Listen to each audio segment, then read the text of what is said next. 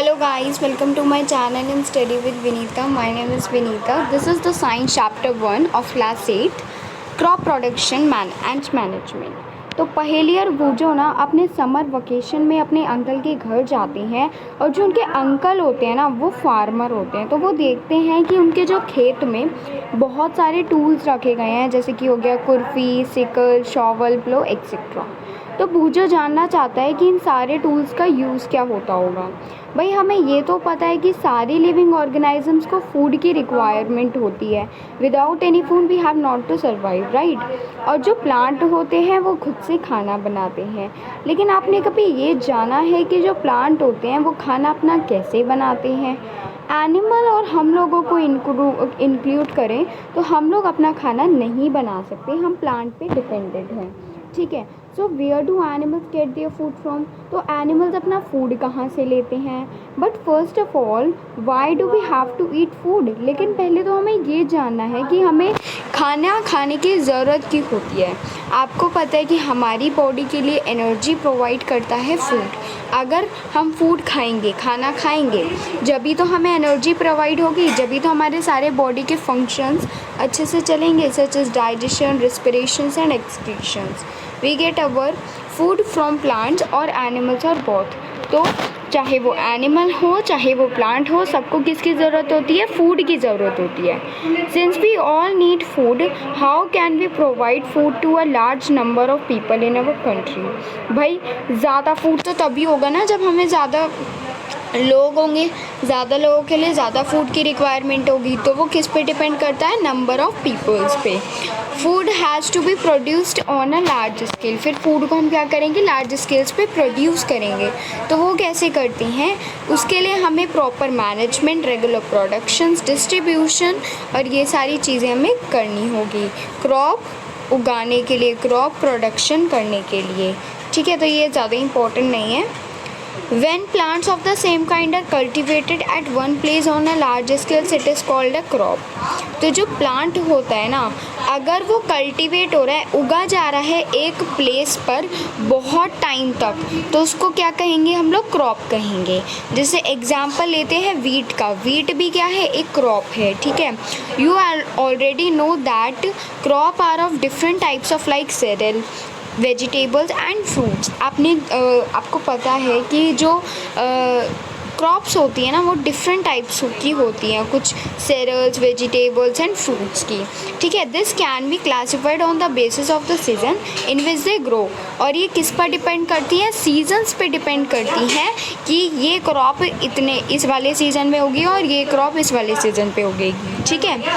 तो जो इंडिया है ना, इंडिया क्या है? इंडिया एक वास्ट कंट्री है।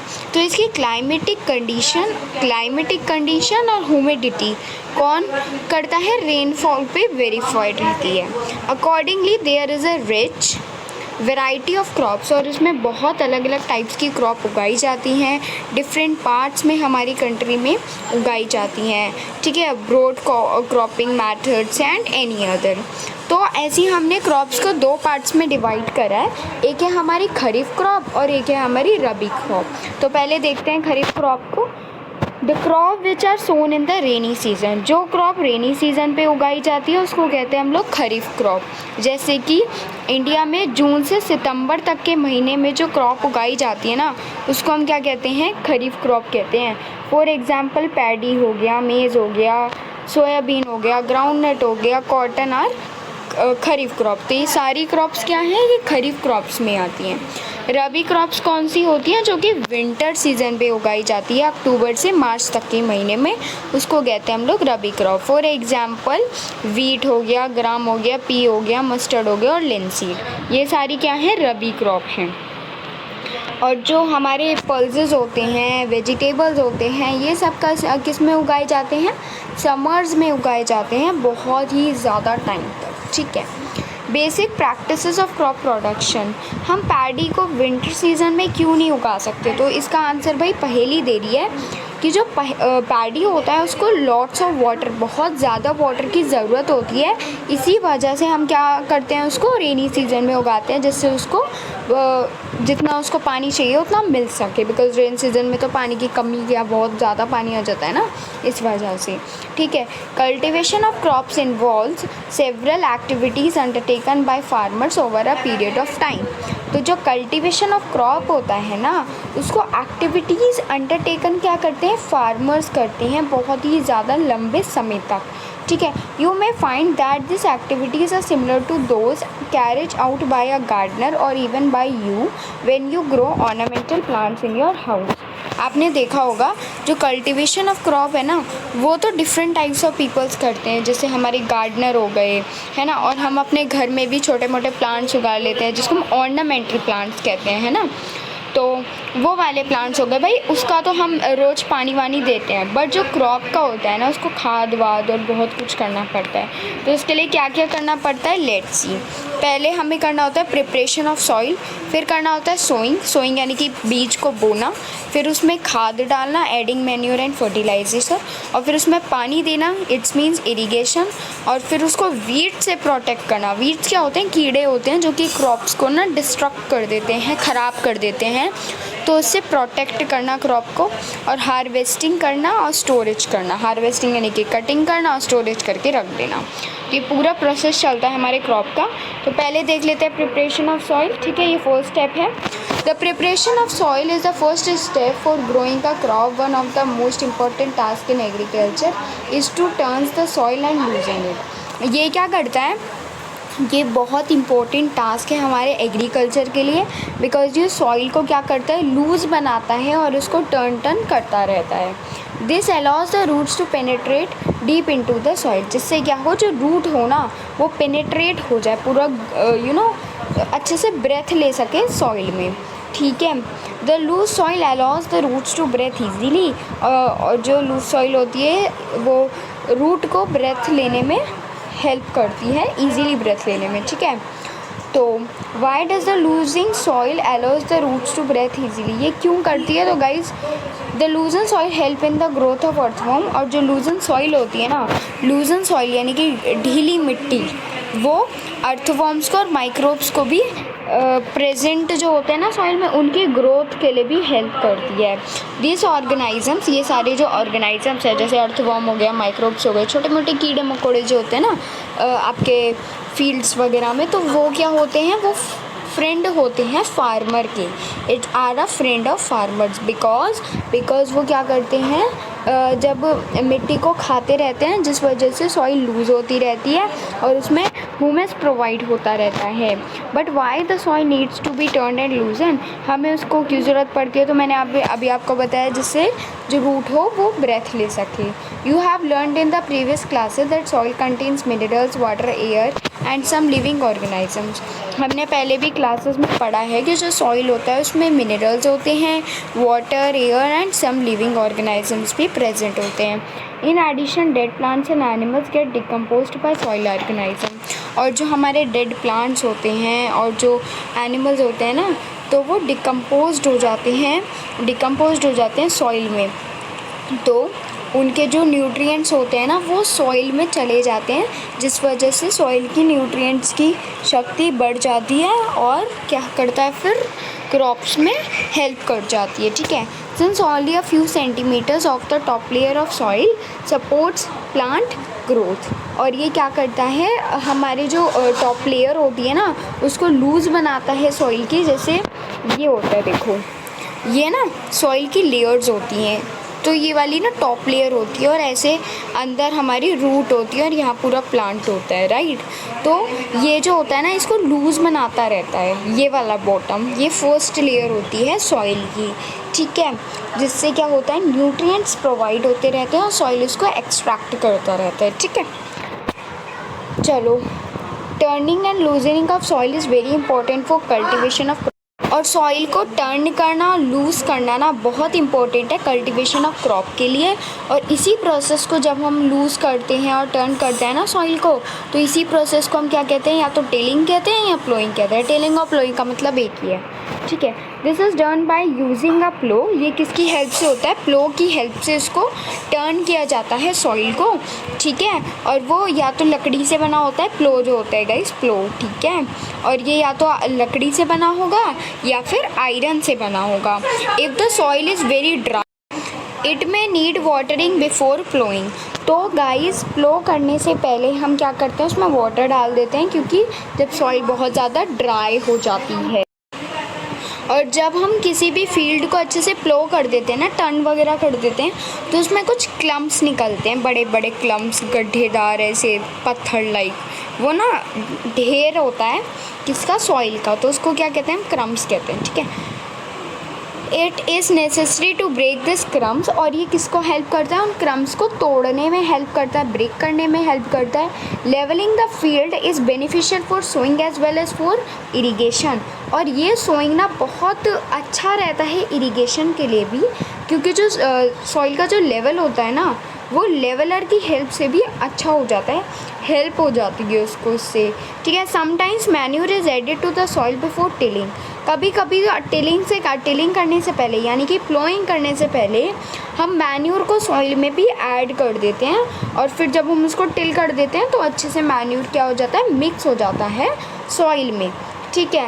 एग्रीकल्चर इम्प्लीमेंट्स देख लो, ये होता है गाइस प्लोइंग, ठीक है। इस तरीके से देखो सॉइल टर्न हो रही है ना, इस तरीके से ऐसे होती जाएगी, और ये होता है लकड़ी का, और यहाँ पे ऐसे गढ़ती जा रही है और फिर होता जा रहा है। देख लो इस फिगर को ध्यान से, आपकी बुक में है। बिफोर सोइंग द सीड्स, जब सो करने से पहले यानी कि बीज बोने से पहले हम सॉइल के क्लम्प्स को तोड़ देते हैं, ब्रेक कर देते हैं। This is done with the help of various tools.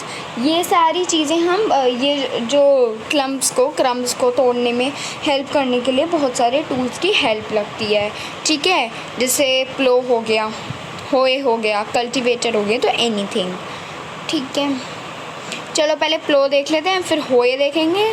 हाँ ये रहा होए, एक अच्छा है वैसे ये, एंड कल्टीवेटर हाँ देखेंगे, ओके।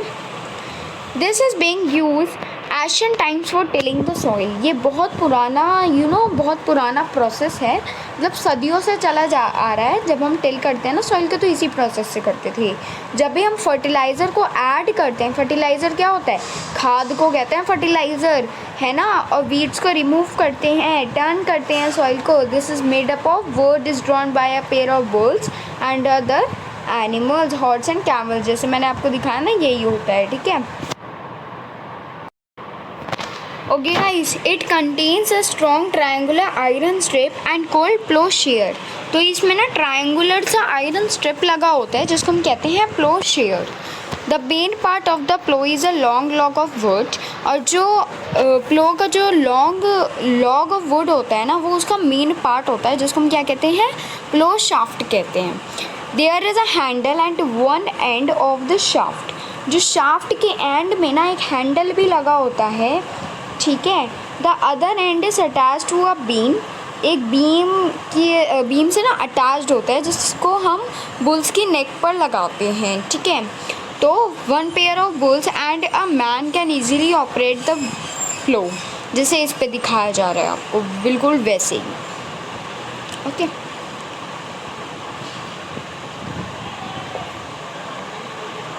Sorry guys. तो इंडिशियंस wooden plow is increasingly beings and replaced by ethanol। तो अब आप मान लो, तो गाइस इससे पता चलता है कि जो वुडन प्लो होते हैं वो ज़्यादा बेस्ट रहते हैं, इंक्रीजेबल होते हैं, वो जल्दी खिंच जाते हैं एज़ कम्पेयर टू आयरन प्लोज, ठीक है। क्योंकि हम लकड़ी को खींचेंगे वो तो जल्दी खिंचेगी, बट आयरन प्लोज ना थोड़े से हार्ड होते हैं, ठीक है। अब देखते हैं होई। ये भी एक सिंपल सा टूल है which is used for removing weeds and for loosening the soil. ये भी रिमूव करता है वीड्स को और लूज़ करता है सॉइल को। ये एक लंबी सी लकड़ी की तरह होता है, और आयरन से भी बनाया जाता है और लकड़ी से भी, ठीक है। और ये काफ़ी स्ट्रॉन्ग होता है, इसका बेंट प्लेट बहुत ज़्यादा स्ट्रॉन्ग होता है, वो आयरन का बना होता है और फिक्स रहता है, ठीक है। इससे नहीं, ये प्लो शाफ्ट वगैरह जो मैं आपको बता रही थी ना, वो है ये। तो देखो प्लो। अब होए देख लेते हैं, ये होता है गाइस, ये इसका बीम होता है और वर्क लाइक का ब्लेड, इस तरीके से ब्लेड की तरह काम करता है। ये बहुत तेज़, और पता है ये होती है सॉइल, यहाँ सॉइल लगी होती है और ये है ना इस तरीके का पैना सा होता है और एकदम से कुटु कुटु कुटु करके सारी जो सॉइल होती है उसको टर्न करता रहता है। अब देखो cultivator. Now ploughing is done bye a tractor driven cultivator. अब भाई आजकल के ज़माने में बुलक कार्ट्स का कौन इस्तेमाल करता है, राइट। ट्रैक्टर में पीछे ये जो होता है ना, ये आपका बहुत जल्दी काम करता है ये ट्रैक्टर, है ना, बिकॉज़ यहाँ से भी 3-4 लेयर, इतना पूरा पोर्शन ये कवर करता जाता है ना, पूरा इतना एरिया कवर करता है। और जो प्लो होते हैं वो इतना करते हैं, बस इतना है ना। तो ये वाला है ना बहुत जल्दी वर्क करता है, इट्स वेरी फास्ट। सोइंग देख लेते हैं। सोइंग जो होता है मोस्ट इम्पोर्टेंट पार्ट है, बिकॉज अगर हम बीज ही नहीं बोएंगे तो भाई कहाँ है का वो, ठीक है। Before sowing good quality of clean and healthy seeds of a good variety are selected. हम सोइंग करने से पहले ये बहुत इंपॉर्टेंट है कि सोइंग को चेक करें कि वो गुड क्वालिटी के हैं, क्लीन है, हेल्दी सीड्स हैं या नहीं है। क्योंकि अगर मैं बिना चेक किए डाल दूँगी ना तो मेरी सारी मेहनत ख़राब है और पता चला मैंने सड़े हुए बीज डाल रखे थे और सारा मेहनत ख़राब, फिर उसके बाद तो कुछ उगा ही नहीं, है ना। इस वजह से हम पहले क्या करते हैं, सिलेक्शन ऑफ सीड्स करते हैं। देखो selection of seeds. One day I saw my mother put some gram seeds in a vessel and pour some water on them. After a few minutes some seeds started to flow on top. तो guys पहेली है ना, उसने कुछ ग्राम seeds लिए थे और water में डाल दिए उसने, तो कुछ सीड्स तो क्या करने लग गए, ऊपर फ्लोट करने लगे, तैरने लग गए, और कुछ सीड्स नीचे बैठ गए। तो इससे क्या पता चलता है, लेट्स सी। एक्टिविटी 1.1 देखेंगे। Take a beaker and fill half of it with water. Put a handful of wheat seeds and stir well. मुझे क्या करना है ना, मुझे एक बीकर लेना है और उसको आधा पानी से भर देना है, फिर उसमें थोड़े बहुत ना वीट के सीड्स डाल दो और फिर उसको मिक्स कर दो, फिर थोड़ी देर वेट करो तो क्या होगा, are there seeds which floats on water. कुछ सीड्स क्या होंगे, क्या कुछ सीड्स वाटर में बह रहे हैं, वुड दोज बी लाइटर और heavier than those which sink. तो जो लाइटर होंगे वो नीचे बैठ जाएंगे। तो जो लाइटर होंगे ना वो क्या होंगे, डैमेज सीड्स होंगे, और जो गुड सीड्स होंगे वो क्या हो जाएंगे, नीचे बैठ जाएंगे, और जो डैमेज सीड्स होंगे वो क्या हो जाएंगे, फ्लोट हो जाएंगे, ठीक है। There is a good method for separating good, और ये एक बहुत अच्छा मेथड है पता लगाने के लिए कि कौन सी सीड ज़्यादा बेस्ट है, ठीक है। Before saying one of the most important task is to know about the tools used for sowing seed. जैसे ये भी बहुत इम्पॉर्टेंट है सोइंग करने से पहले कि हम कौन से टूल का यूज़ करें। जैसे 1.2 में दिया गया है, लेट्स सी 1.2 क्या है, ये वाला, ठीक है, ट्रेडिशनल मेथड है ये, ठीक है, इसको ट्रेडिशनल टूल भी कहते हैं। The tool used traditionally for sowing seed, ये एक ट्रेडिशनली टूल है सो करने के लिए सीड को, जिसको एक फ़नल में रखा जाता है और फिर इसको ना सीड्स को फ़नल में भर लिया जाता है और इसमें ना पाइप लगा दिया जाता है, 2-3 पाइप्स हैविंग शार्प एंड्स, और इसके शार्प एंड्स के नीचे मतलब इस बॉटम की तरफ पर ना कुछ वो लगा दिए जाते हैं पाइप्स वगैरह, ठीक है। This ends fires into the soil and place seeds there. तो इस वजह से क्या होता है ना, इसकी वजह से जो बॉटम होता है, जो शार्प बॉटम होता है ना, वहाँ पे क्या हो जाता है, सीड्स जो हैं नीचे चले जाते हैं, सॉइल पे चले जाते हैं और वहाँ पे सेट हो जाते हैं, ठीक है। तो ज़्यादा वो है ये कल्टीवेटर है जो कि ट्रैक्टर के पीछे लगा होता है, जिसको हम सीड ड्रिल भी कहते हैं, ड्रिल मशीन की तरह होता है ये, ठीक है। Seed drill, now the day seed drill is very important, is used for sowing with the help of tractors के पीछे लगाया जाता है ना, कल्टीवेटर कह देते हैं फिर तो, लेकिन अगर अकेला देखे जाए तो उसको सीड ड्रिल कहते हैं। This sows the seeds uniformly at equal distance, ये इक्वल डिस्टेंस पे यूनिफॉर्मली मोशन पे सीड्स को क्या करता है, सो करता है, मतलब एक ही डायरेक्शन में, यूनिफॉर्मली मीन्स, ठीक है। It ensures that seeds gets covered by the soil, और ये क्या करता है, जो सीड्स होते हैं ना उसको कवर करता रहता है सॉइल के साथ आफ्टर सोइंग। बीज बोने के बाद जो सीड होते हैं ना वो कवर होते रहते हैं सॉइल में। This protect seeds from being eaten by birds, और ये सीड को खाने से भी, मतलब जो बर्ड घूम रही होती है ना तो उससे भी, बर्ड से भी प्रोटेक्ट करता है कि वो सीड्स को ना खाएं। Sowing by using a seed drill save times and labour. अगर हम सोइंग करते हैं ना सीड ड्रिल की हेल्प से तो हम तो एक तो टाइम को भी सेव करेंगे और ऊपर से लेबर को भी, ठीक है। There is a nursery near my school. जब मैं नर्सरी में था I found that little plants were kept in a small bag. तो छोटा सा पौधा था मेरे बैग में। Why are they kept like this. तो वो ऐसा कैप नहीं था, वो इस तरीके से क्यों नहीं था, क्यों नहीं था, ठीक है। Seeds of a plant such as paddy are the first grown in nursery. When they grow into a seedlings they are a transplant the field manually. तो ये क्या होते हैं गाइस, मैन्युअली होते हैं सम फॉरेस्ट प्लांट्स प्रोटेक्शंस के साथ, ठीक है। एंड फ्लावरिंग प्लांट जो होते हैं are also grown in nursery. तो वो भी क्या होता है, नर्सरी में ग्रो कर जाते हैं। बट अगर मैं डिस्पेंसरी में करूँगी तो वो उसमें नहीं होगा ना, ऑफकोर्स नर्सरी में ही होगा। So it's appropriate distance between the seeds are necessary to avoid overcrowding of plants। ये सीड के डिस्टेंस को भी मेंटेन किया जाता है। क्यों किया जाता है, जिससे प्लांट्स एक दूसरे में चिपके ना, उनमें डिस्टेंस बना रहे और सनलाइट सबको प्रोवाइड हो, राइट। चलो नेक्स्ट है sufficient sunlight, nutrients and water from the soil. क्या करने के लिए, सबको इक्वल सनलाइट मिलने के लिए, न्यूट्रिएंट्स मिलने के लिए और वाटर मिलने में, जो कि सॉइल में प्रेजेंट होते हैं, ठीक है। अगर बिचम खड़ा कर देंगे ना एकदम चिपका के तो ज़्यादा अच्छे से सॉइल और सनलाइट नहीं पहुँचेगी। At times a few plants may have to be removed to prevent overcrowding। Overcrowding की वजह से कुछ समय तक तो चलो सही रहेगा, लेकिन जैसे जैसे क्रॉप बढ़ती रहेगी ना प्लांट्स को भी क्या होने लग जाएगी, डिफ़िकल्टीज़ आने लग जाएगी, जिससे उन्हें जल्दी रिमूव करना पड़ेगा। तो ऐसा नहीं करना चाहिए, डिस्टेंस मेंटेन करके करना चाहिए। Adding manure and fertiliser. तो भाई मैन्योर और फर्टिलाइज़र को कैसे ऐड करते हैं, the substance which are added to the soil in the form of nutrients for the healthy growth of plants are called manure. तो वो सब्सटेंस जो कि हम सॉइल में मिलाते हैं न्यूट्रिएंट्स को फॉर्म करने के लिए, न्यूट्रिएंट्स को बनाने के लिए और हेल्दी ग्रोथ ऑफ प्लांट करने के लिए, उसको क्या कहते हैं, या तो मैन्योर कह दो या फर्टिलाइज़र कह दो। I saw a healthy crop growing in a farm. In the neighboring farm, the plants were weak. Why do some plants grow better than others? तो गाइस इसीलिए होता है वो, इसमें पूछ रहा है भूजो कि कुछ क्रॉप्स जो होती है ना हेल्दी हो जाती हैं, और जो मेरे नेबर्स की क्रॉप थी वो काफ़ी क्या थी, वीक थी। तो वह ऐसा क्यों था गाइस, ये मैन्योर पे डिपेंड करता है कि कौन सी सॉइल में ज़्यादा न्यूट्रिएंट्स हैं और कितना नहीं है।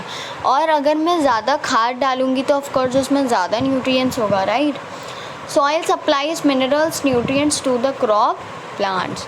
तो कुछ सॉइल को हम सॉइल सप्लाइज मिनरल, जो सॉइल होती है ना वो मिनरल्स को सप्लाई करती रहती है क्रॉप प्लांट्स में। These nutrients are essential for the growth of plants.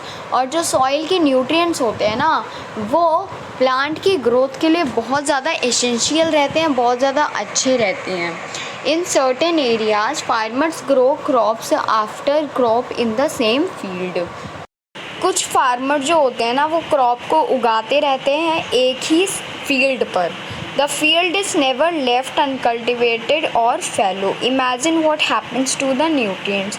अगर मैं ऐसा ही करता रहूँगा, अनकल्टिवेट नहीं करूँगा और एक ही फील्ड पर लगातार ऐसे उगाता रहूँगा तो क्या होगा, इमेजिन करना उसके जो न्यूट्रिएंट्स होंगे ना उसके साथ क्या होते हैं, right. Continuous cultivation of crops makes the soil poor in nutrients. अगर मैं उसको कल्टिवेशन करता रहूँगा कंटिन्यूसली तो क्या होगा, जो सॉइल ना पुअर हो जाएगी, सॉइल के न्यूट्रिएंट्स क्या हो जाएंगे, पुअर हो जाएंगे। Therefore farmers have Therefore, farmers have to add manure to the fields to replenish the soil. तो जो गाइस फार्मर होते हैं ना वो ऐड करते रहते हैं मैन्योर को फील्ड में, जिससे सॉइल की न्यूट्रिएंट्स बनी रहे। इस प्रोसेस को हम क्या कहते हैं, मैन्योरिंग कहते हैं, यानी कि खाद डालते रहते हैं जिस वजह से सॉइल की जो न्यूट्रिएंट्स है ना वो बने रहें। इस प्रोसेस के कहते हैं, this process is called manuring. Improper और insufficient manuring result in weak plants. और अगर मैं इसको इम्प्रॉपर पड़ा रहने दूंगी, इनसफिशिएंट पड़ा रहने दूंगी, तो मैन्योरिंग के रिजल्ट क्या वीक प्लांट्स में अच्छे आएंगे? नहीं आएंगे ना, अगर मैं इसको इम्प्रॉपर पड़ा रहूँगी। बट अगर मैं इसको टाइम टू टाइम मैन्योर डालूंगी और अच्छा रखूँगी हर क्रॉप को, तो ऑफ कोर्स क्या होगा, अच्छे रिजल्ट आएंगे, right. Manure is an organic substance. जो मैन्योर है उसके बारे में थोड़ी सी जानकारी ले लेते हैं। जो मैन्योर है ना गाइस, मैन्योर एक ऑर्गेनिक सब्सटेंस है, ठीक है। It's obtained from the decomposition of plants और एनिमल्स वेस्ट। ये किससे बनाया जाता है? जो एनिमल्स और प्लांट डिकम्पोज हो जाती हैं, और जो एनिमल का वेस्ट होता है ना, जैसे काऊ डंग हो गया है ना। काऊ डंग क्या होता है गाइस? काऊ डंग कहते हैं गोबर को, ठीक है। Farmers dump plant and animals waste in pits at open places and allow its to decompose. तो क्या करते हैं, ये ओपन प्लेस में ना रख के एकदम वेस्ट पे डिकम्पोज कर देते हैं। और डिकम्पोज जो माइक्रो ऑर्गेनाइजम होते हैं उसी का क्या बन जाता है, ऑर्गेनिक मैन्यूर बन जाता है। ये आपने पढ़ा था ना, वर्मी कंपोस्टिंग पढ़ा था आपने क्लास 6 में, तो आपको थोड़ा बहुत तो भाई याद होगा of course.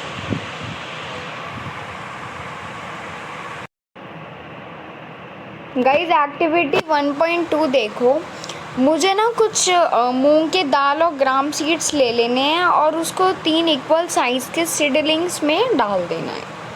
Take 3 empty glasses और सिमिलर वेसल्स। मुझे एक जैसे 3 ग्लासेस टाइप्स के लेने हैं और उसको ABC मार्क कर देना है। फिर ग्लास A में मुझे कुछ अमाउंट लेनी है सॉइल की, और उसमें थोड़ा सा क्या डाल दूँगी मैं, काऊ डंग डाल दूँगी, यानी कि मैन्योर डाल दूँगी। और ग्लास B में क्या कर दूँगी मैं, ग्लास B में थोड़ा सा सॉइल डालूँगी और थोड़ा सा क्या कर दूँगी, यूरिया डाल दूँगी। यूरिया भी एक खाद होती है, ठीक है, फर्टिलाइज़र कहते हैं उसको। Take the same amount of soil in glass C। और मुझे ग्लास C में भी थोड़ी सी सॉइल लेनी है और उसमें कुछ भी नहीं डालना, मतलब ऐसे ही रहने देना है। Now pure the same amount of water in such glasses. और सारे तीनों ग्लासेस में सेम अमाउंट वाटर डाल देना है और रख देना है उसको किसी भी सेफ प्लेस पे, लाइक दिस, ओके। फिर आप क्या लोकेट करते हो, after 7 to 10 days observe their growth. और 7 से 10 दिन तक इसकी ऑब्जर्व करते रहो इसकी ग्रोथ को कि किसकी ज़्यादा अच्छे से होगी। Did plants in all the glasses grow at the same pace. तो गाइज देखो, जो A है ना उसकी ग्रोथ तो सबसे ज़्यादा हुई, क्योंकि उसमें क्या डाला था हमने, फर्टिलाइज़र डाला था। वो फर्टिलाइज़र नहीं, मैन्यूर डाला था, सॉरी, काऊ डंक डाला था, गोबर डाला था। और जो B का है उसमें यूरिया डाला था। यूरिया ना छोटी छोटी बॉल्स लाइक होती हैं, वो भी न्यूट्रिएंट्स की फॉर्म को अच्छा बनाने में हेल्प करती हैं, ठीक है। Fertilisers are chemicals which are rich in particular nutrients. उसमें न्यूट्रिएंट्स होते हैं, पर्टिकुलर न्यूट्रिएंट्स होते हैं, लेकिन जो फर्टिलाइज़र होता है वो केमिकल चीज़ों से बना होता है। It's a chemical substance, okay. How are they different from manure. तो उसमें मैन्यूर से क्या डिफरेंट है, fertilisers are produced in factory. जो फर्टिलाइज़र होते हैं वो फैक्ट्रीज़ में बनते हैं। Some examples of fertilisers are urea, ठीक है। कुछ एग्जाम्पल देख लो भाई फर्टिलाइज़र के, इट्स मोस्ट इम्पोर्टेंट, ओके। तो जैसे फर्टिलाइज़र के हो गया, एक तो फैक्ट्री में बनता है, और उसके एग्जाम्पल है जैसे यूरिया, जैसे हमने देखा था इस एक्टिविटी में। Aluminium sulphate, super phosphate,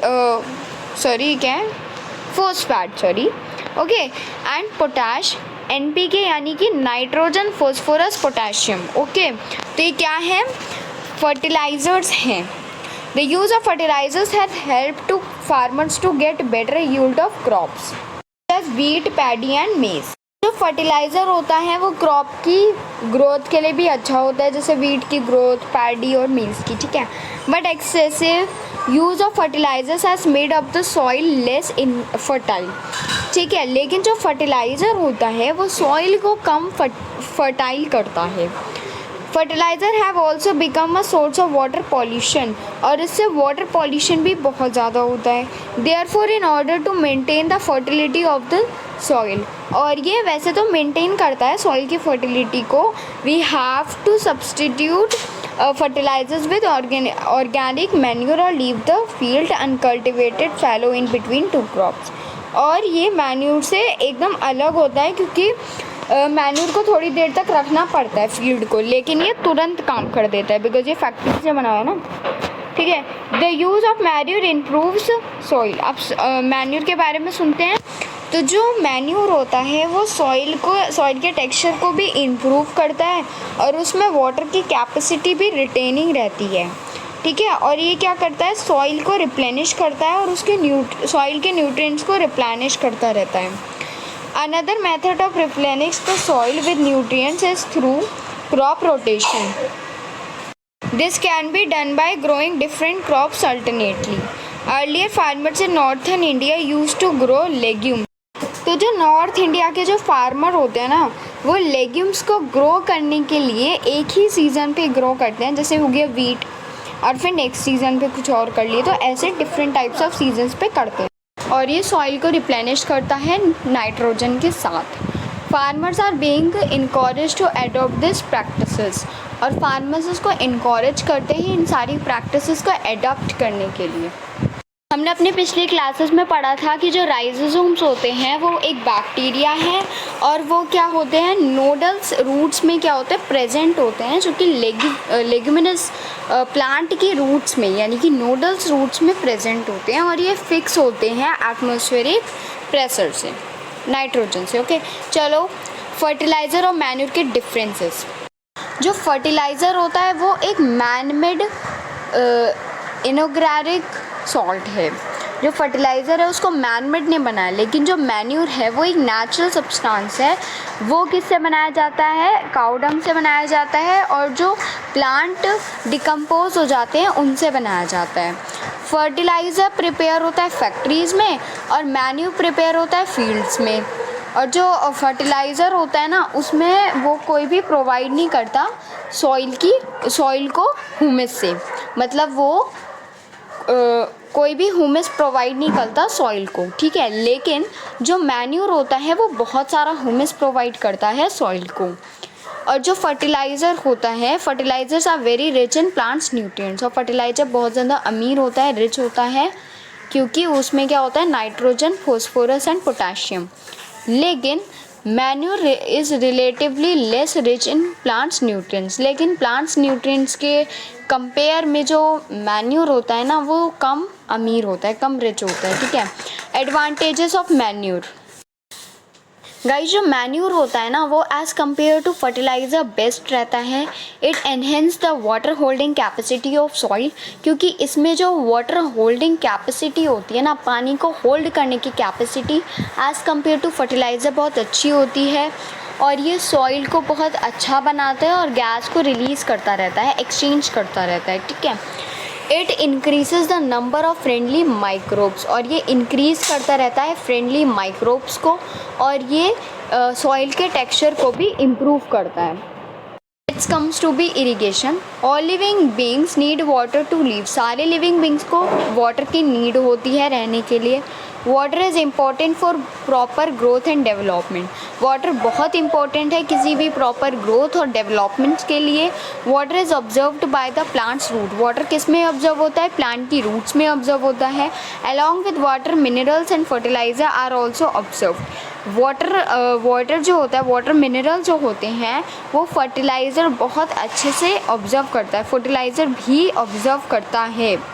plants contain nearly 90% water, plants को कम से कम ना 90% वाटर चाहिए होता है। तभी आपने देखा होगा हम प्लांट्स में जाते हैं ना, प्लांट्स के आसपास छाँव में, तो उसमें ठंडक रहती है, बिकॉज वो इसी की वजह से रहती है, क्योंकि प्लांट्स के अंदर पानी की कैपेसिटी बहुत ज़्यादा होती है। Water is essential because germination of seeds does not takes place under dry condition.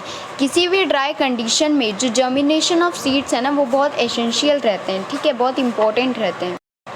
जो न्यूट्रिएंट्स डिज़ोल्व हो जाते हैं वाटर में और वो ट्रांसपोर्ट हो जाते हैं अदर पार्ट्स में, ईच पार्ट में, हर एक पार्ट में प्लांट्स के। Water also protect the crop from both Frost and hot air currents. वो जो वाटर होता है ना वो प्रोटेक्ट करता है क्रॉप को, किससे? फ्रॉस्ट से और हॉट एयर से, जो गर्म हवा होती है उससे भी। ये सॉइल के मॉइस्चर को इम्प्रूव करता है और हेल्दी क्रॉप को ग्रोथ होने में हेल्प करता है, ठीक है, इसलिए हमें रेगुलर वाटर देना चाहिए। The supply of water to crop at regular intervals is called irrigation. हम सप्लाई करते रहते हैं वाटर को क्रॉप्स में रेगुलर टाइम पर, तो क्या उसे कहते हैं? Irrigation. The time and frequency of irrigation varies from crop to crop. जो फ्रीक्वेंसी ऑफ इरिगेशन होता है, जो नंबर ऑफ इरिगेशन होता है ना, वो भी क्रॉप टू क्रॉप इंक्रीज़ होता रहता है। जितनी ज़्यादा क्रॉप होगी उतना ज़्यादा पानी चाहिए होगा। सॉइल टू सॉइल और सीज़न से सीज़न हमें इंक्रीज़ करना पड़ता है, क्योंकि समर हो गया, गर्मियों में हमें पानी ज़्यादा चाहिए होता है, विंटर्स में कम चाहिए होता है, तो सीज़न पे भी डिपेंड करता है कि हमें पानी कब चाहिए कब नहीं। ये जो आधे से ज़्यादा पानी होता है ना वो एवोपरेट हो जाता है from the soil to the leaf, ठीक है। सोर्स ऑफ इरिगेशन क्या है? वेल्स हो गया, ट्यूबवेल्स हो गया, पॉन्ड्स हो गया, लेक्स हो गया, रिवर्स हो गया, डैम्स एंड कैनल्स। इन सारी चीज़ों की हेल्प से हम क्या करते हैं? क्रॉप को पानी प्रोवाइड करते हैं। सो गाइस, इसी के साथ ये वीडियो एंड होती है। Hopefully you like this video and don't forget to subscribe my channel. Bye.